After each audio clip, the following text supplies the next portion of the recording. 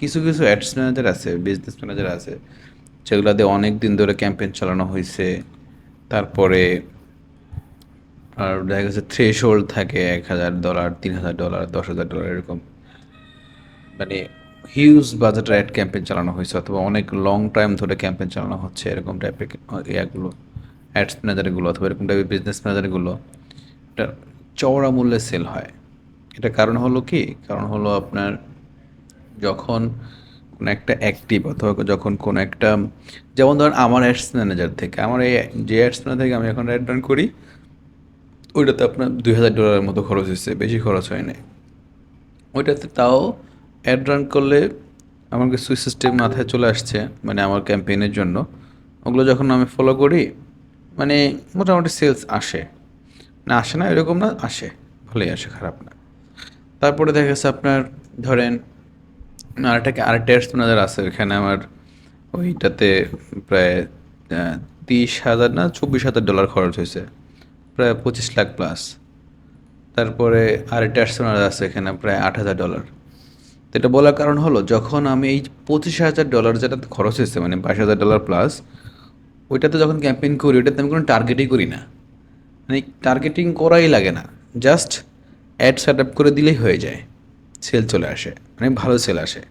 এটা কারণ হলো কি, ধরেন আপনি আপনার এলাকাতে থাকেন, আপনি আপনার পাশের ঘরে চোখ বন্ধ করে যেতে পারবেন, কারণ আপনি এলাকায় থাকেন, আপনি সবসময় চিনেন কয় পা দিতে হবে, ডানে যেতে হবে বামে যেতে হবে, একটা আন্দাজ চলে আসে না আপনার ভিতরে, একটা ভিতর থেকে একটা ইয়ে চলে আসে না, যে আরে এখন মনে হয় সামনে মনে হয় একটা পুকুর আছে, অথবা সামনে মনে হয় একটা ইট আছে, এরকম টাইপের কিছু একটা একটা আইডিয়া চলে আসে না, অন্ধকারে হাঁটা যায় এরকম না।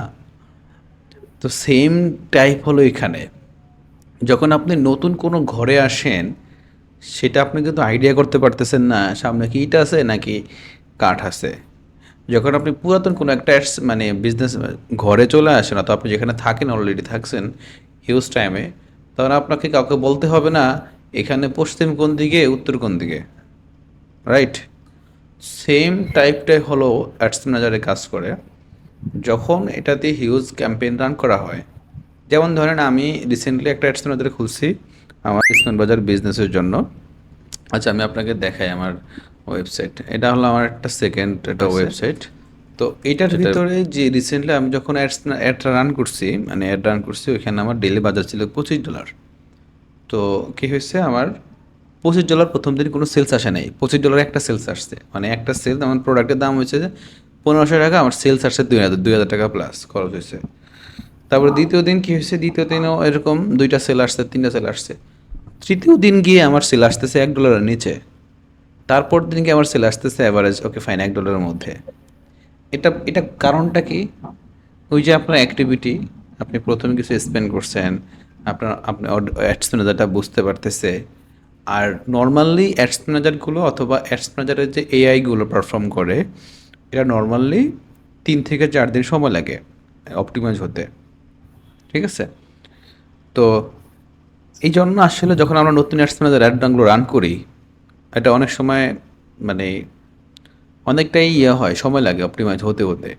আপনার এই অ্যাডস ম্যানেজারটা বুঝতেছে না এখন পর্যন্ত, কিন্তু সে বুঝতেছে না এখন পর্যন্ত, সে বাচ্চা, এখনও সে হাঁপু দিচ্ছে, সে এখন মানে দাঁড়াতে পারতেছে না, সে বুঝতে পারতেছে না আপনার অডিয়েন্স কারা, সে বুঝতে পারতেছে না সে কাকে অ্যাড দেখাবে। সে জাস্ট টেস্ট করতেছে, টেস্ট করতে করতে করতে করতে যখন সে বুঝে যাবে যে হ্যাঁ এটা আপনার অডিয়েন্স, যেখান থেকে আপনি সেলস আসতেছে, তখন গিয়ে সে ওই টাইপের কাস্টমারকে অ্যাডগুলো দেখাবে।